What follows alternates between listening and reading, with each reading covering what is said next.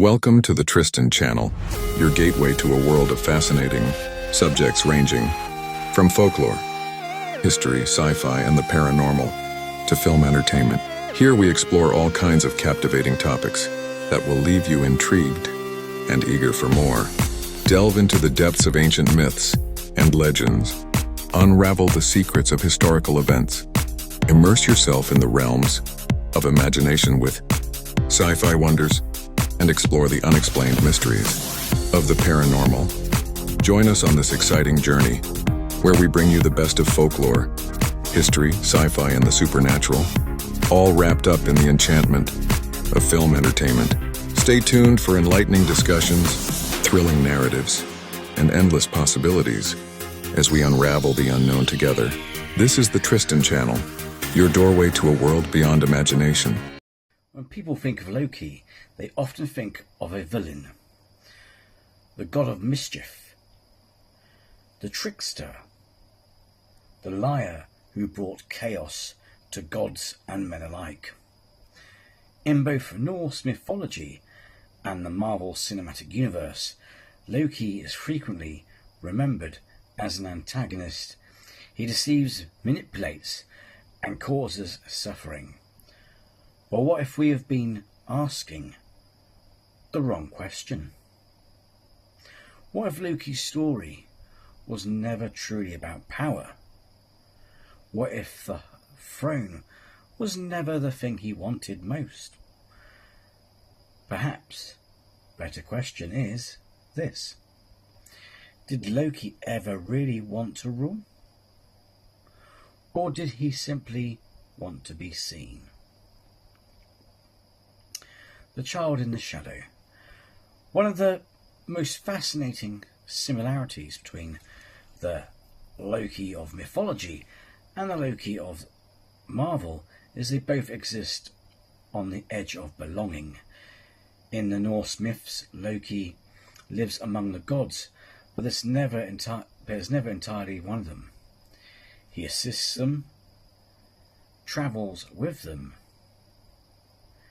solves problems for them, yet there is always a distance, a subtle reminder that he is different, an outsider.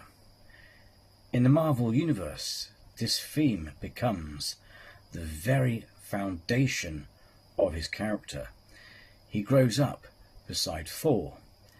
He is loved by Odin, raised as a prince of Asgard, yet he always seems to stand in someone else's shadow. Thor is the warrior. Thor is the hero. Thor is the heir. Loki becomes the clever one, the overlooked one, the second son. When Loki eventually discovers that he is adopted and was born among the frost giants, everything changes. The feeling that he never truly belonged suddenly makes sense. His entire identity begins to crumble. The search for approval. Many viewers interpret Loki's actions as ambition. They see someone obsessed with power, someone desperate for a throne. But if we look more closely, a different picture emerges. Throughout much of his story, Loki is not actually pursuing power for its own sake. He is pursuing validation, recognition, approval. The throne is merely the symbol. The deeper desire lies beneath it. The desire to hear the words, "I am proud of you." This is why one of Loki's most memorable lines carries so much weight. "I never wanted the throne, I only wanted to be your equal." Suddenly, the conflict is no longer about politics. it becomes deeply personal. The problem was never that Thor had too much. The problem was that Loki felt like he was not enough. The tragedy of mythological Loki. In the original myths, Loki's story follows a darker path. He repeatedly helps the gods. Many of their greatest treasures exist because of him. Several of their problems are solved because of him. Yet trust slowly erodes. Relationships break down. Resentments grow. Eventually Loki crosses a line from which there is no return. The death of Balder becomes a turning point. The gods bind Loki. Punishment replaces understanding. Anger replaces friendship. By the time Ragnarök arrives, redemption is no longer possible. Loki becomes what everyone feared he would become: the enemy. Whether he was always destined for that role is a question the myths leave unanswered. But there is a tragic possibility hidden beneath the story. What if Loki became the villain because nobody believed he could be anything else? The Loki who was given time. Marvel takes a very different path. Instead of ending Loki's story with punishment, it gives him something his mythological counterpart never received: time. Time to reflect. Time to grow. Time to change. Time to understand himself. The Loki who invades Earth is not the same Loki who emerges from the Time Variance Authority. He witnesses countless versions of himself. He sees his failures. He experiences friendship, loss, love, sacrifice. For perhaps the first time in his existence, he begins asking a different question. Not what can I gain, but who do I want to be? This changes everything.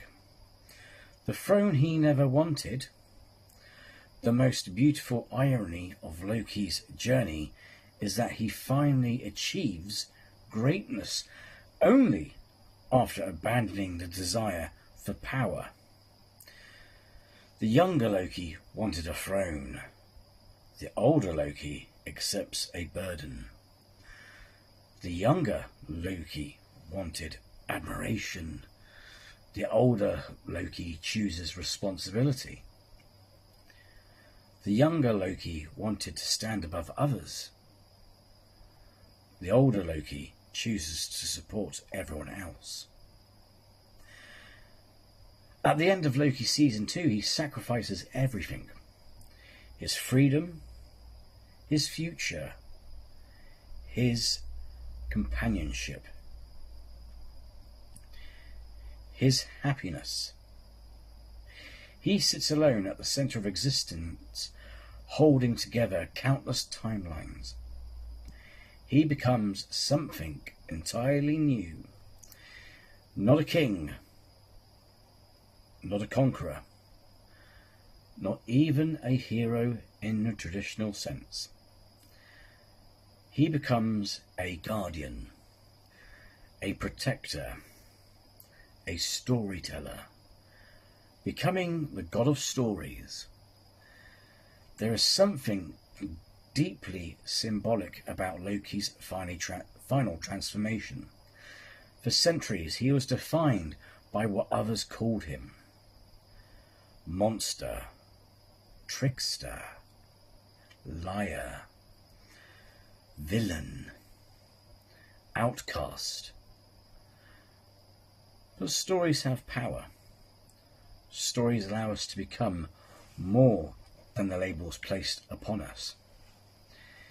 In many ways, becoming the god of stories represents Loki reclaiming his own narrative. No longer is he trapped by what others expect him to be. No longer is he defined by his mistakes. No longer is he living for Odin's approval. He becomes the author of something greater, his own destiny. The son of Odin never saw.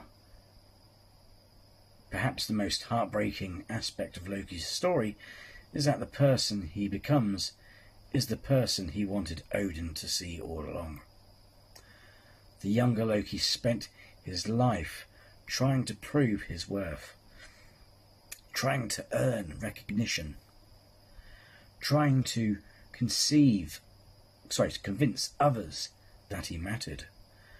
The older Loki no longer needs that validation. And because he no longer needs it, he finally becomes worthy of it. The irony is painful. By the time Loki discovers who he truly is, Odin is gone. There is no final conversation, no final approval, no moment where Odin tells him he is proud. Yet perhaps that is the point. Growth occurs when we stop needing permission to become ourselves. What Loki teaches us. This is why Loki's story resonates with so many people. Most of us will never seek a throne. Most of us will never battle gods. Most of us will never hold together the timelines of existence.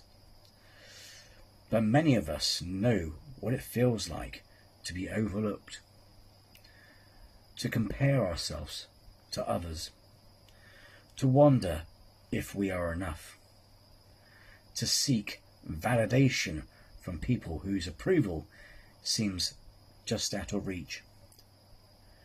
Loki's journey reminds us that identity cannot be built on someone else's acceptance. Eventually, we must decide who we are for ourselves.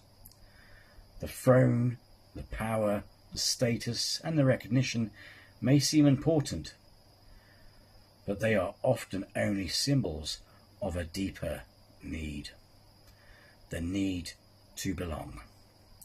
The need to matter. The need to be loved. Final thoughts. So did Loki ever really want the throne? Perhaps not. Perhaps the throne was simply the shape his loneliness took. Perhaps the conquest of worlds was an attempt to fill a wound that power could never heal. Perhaps beneath the god of mischief there was always a lost son searching for his place in the world. The Loki of myth never found that place. The Loki of Marvel eventually did. And in doing so, he teaches us something profoundly human. The greatest victory is not ruling over others. It is becoming the person you were always meant to be. Sometimes the throne we chase is not what we truly want. Sometimes what we are really searching for is ourselves.